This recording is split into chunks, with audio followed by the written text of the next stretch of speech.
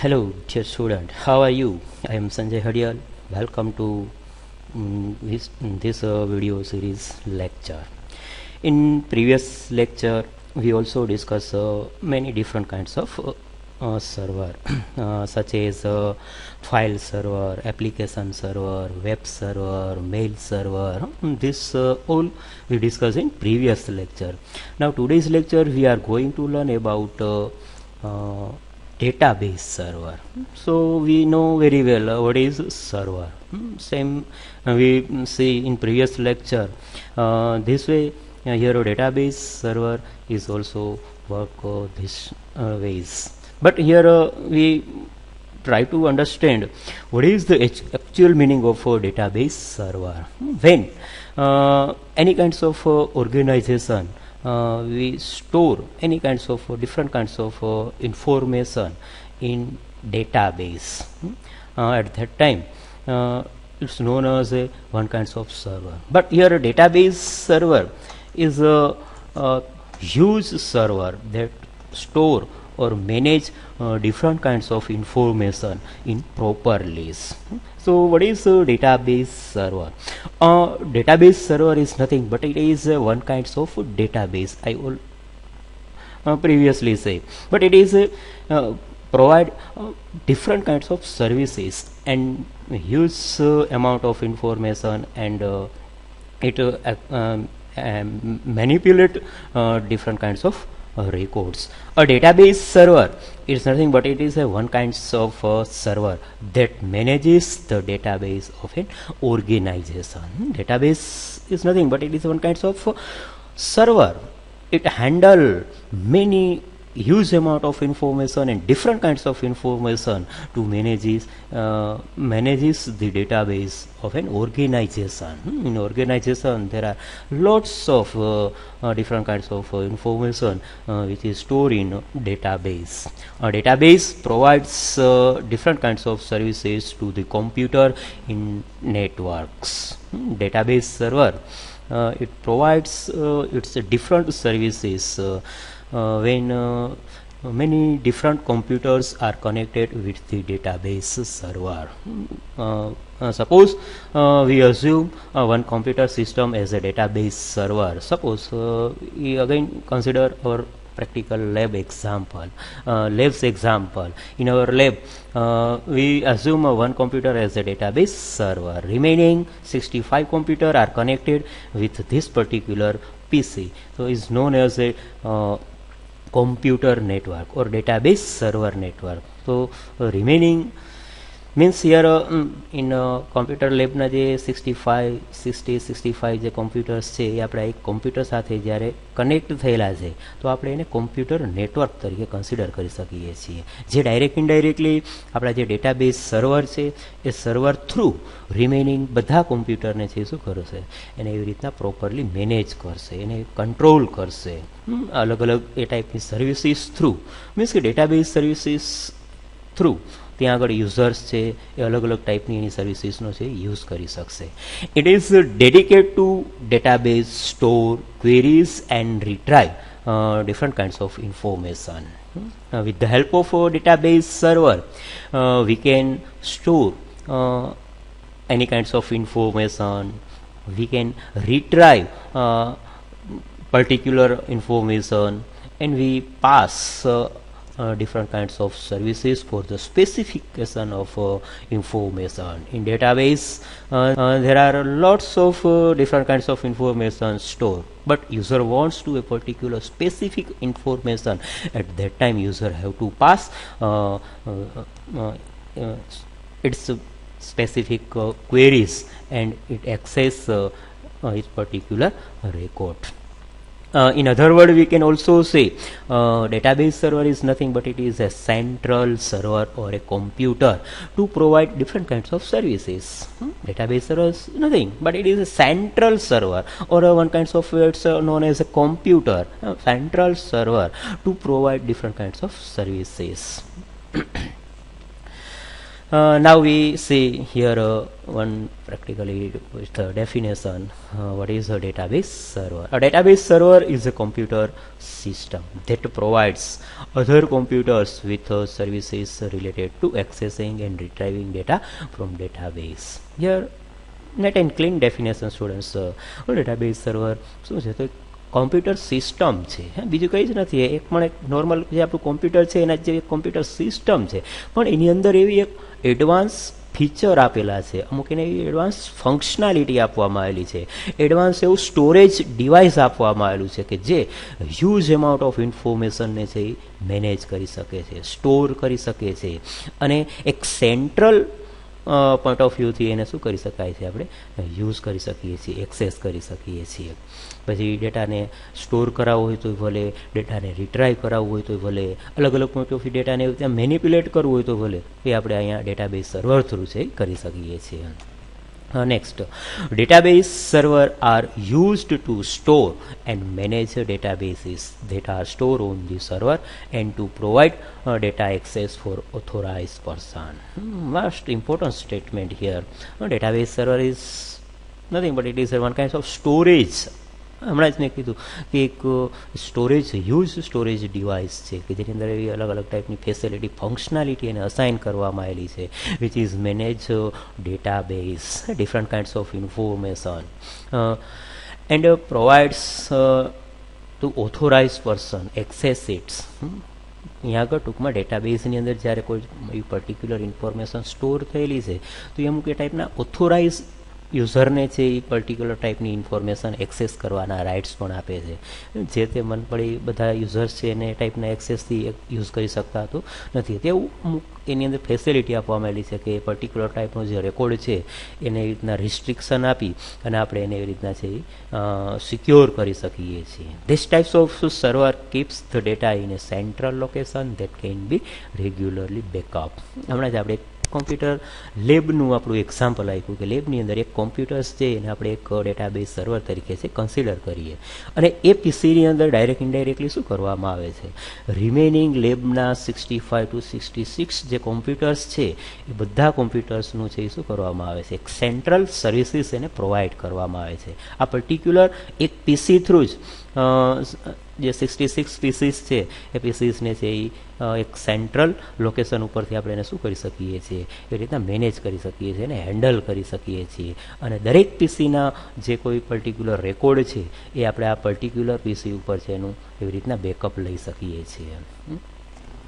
Next, it is also uses an application to centrally access the data, access the network.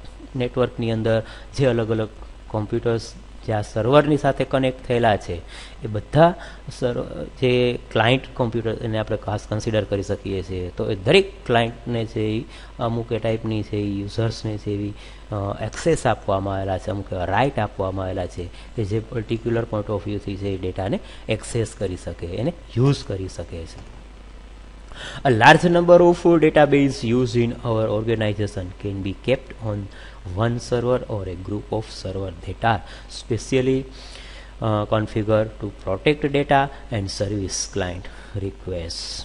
Simple again, very most important statements in organization depends on its structure or environment.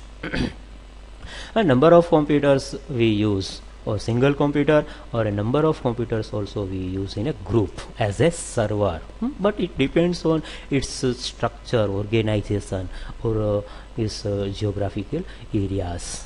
If suppose કે હમણાં જ આપણે એક example લીધું કે computer lab, તો computer લેબની અંદર એક જ પીસીની છે રિક્વાયરમેન્ટ રહે છે, કારણ કે ડાયરેક્ટ ઇનડાયરેક્ટલી 65 કોમ્પ્યુટરને ઇઝીલી પ્રોપરલી છે એ હેન્ડલ કરી શકે છે. પણ સપોઝ કે આખા કેમ્પસનું આપણે જો કન્સિડર કરીએ તો કદાચ પોસિબલ ના હોઈ શકે. સપોઝ કે માધ્યમિક ડિપાર્ટમેન્ટ છે, કોઈ પ્રાઇમરી ડિપાર્ટમેન્ટ છે, તો એના માટે આપણે એક અલગથી પાછું કોઈ એવું બીજું કોમ્પ્યુટરને પણ છે એક ડેટાબેઝ સર્વર તરીકે છે કન્સિડર કરી શકીએ છીએ. તો અહીંયા આગળ મેઇન પર્પઝ આપણી સામે એ જ રિપ્રેઝન્ટ કરે છે કે one server or A group of server that are specially configure to protect data and service client request. તો એક કોમ્પ્યુટર અથવા તો એક અથવા એક કરતાં વધારે જે કોમ્પ્યુટર આપણે જે એઝ એક ડેટાબેઝ સર્વર તરીકે જે એસ્ટાબ્લિશ કરેલા છે, તો એ સર્વર જે પીસી છે એ પીસી ડાયરેક્ટ ઇનડાયરેક્ટલી એને એવી રીતના કોન્ફિગર કરવામાં આવેલા છે. કોન્ફિગર કરવું મીન્સ કે એને એવી રીતના છે એક સેટિંગથી છે એ સેટ કરવામાં આવેલા છે કે જે ડાયરેક્ટ ઇનડાયરેક્ટલી યુઝર્સની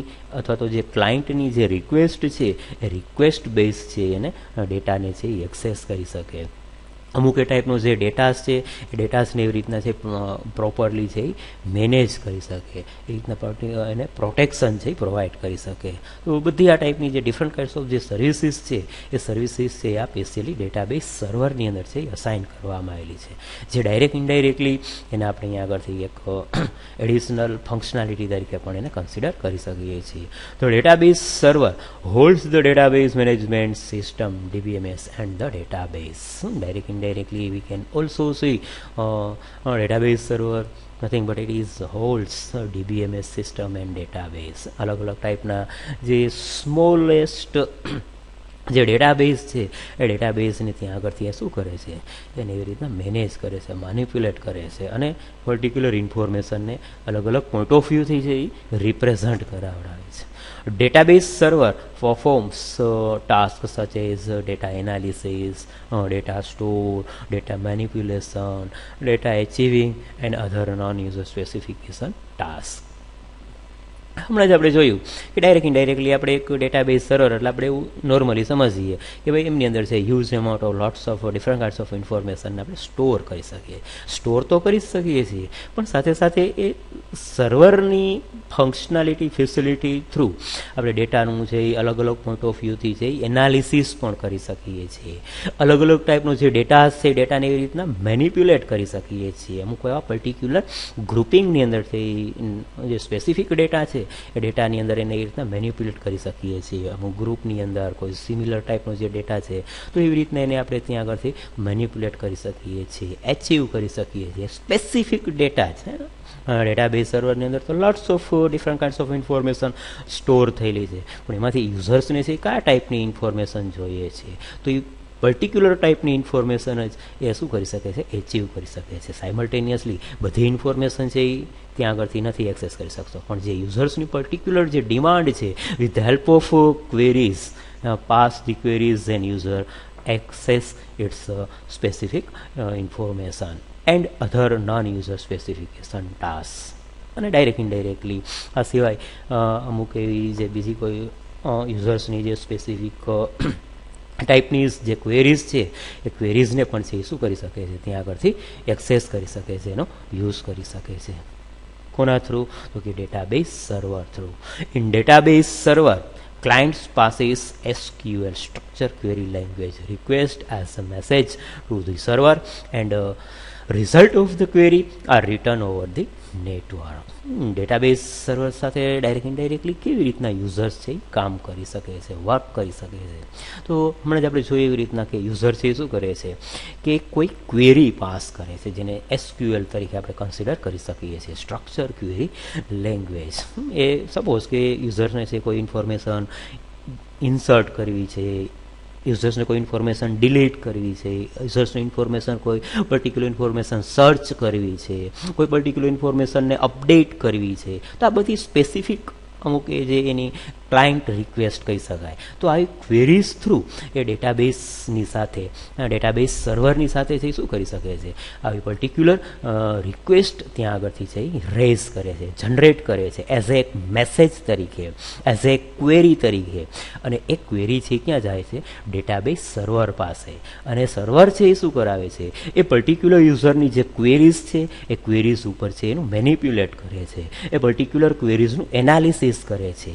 અને જે ટાઈપની યુઝર્સની ક્વેરીઝ છે એ ક્વેરીઝ બેઝ એને છે એની રિક્વેસ્ટને છે રિસ્પોન્સ બેક કરે છે, એ ક્વેરીઝને રિટર્ન કરે છે ઓવર ધી નેટવર્ક. નેટવર્ક ઉપર સપોઝ કે આપણે કોમ્પ્યુટરના લેબની જે એક્ઝામ્પલ લઈએ કે 66 કોમ્પ્યુટર છે એમાંથી છે 40 નંબરનું જે પીસી છે એ કોઈ ચોક્કસ ટાઈપની પર્ટિક્યુલર ઇન્ફોર્મેશનને એક્સેસ કરવા માંગે છે અથવા તો પર્ટિક્યુલર ઇન્ફોર્મેશનને ડેટા સ્ટોર કરવા માંગે છે.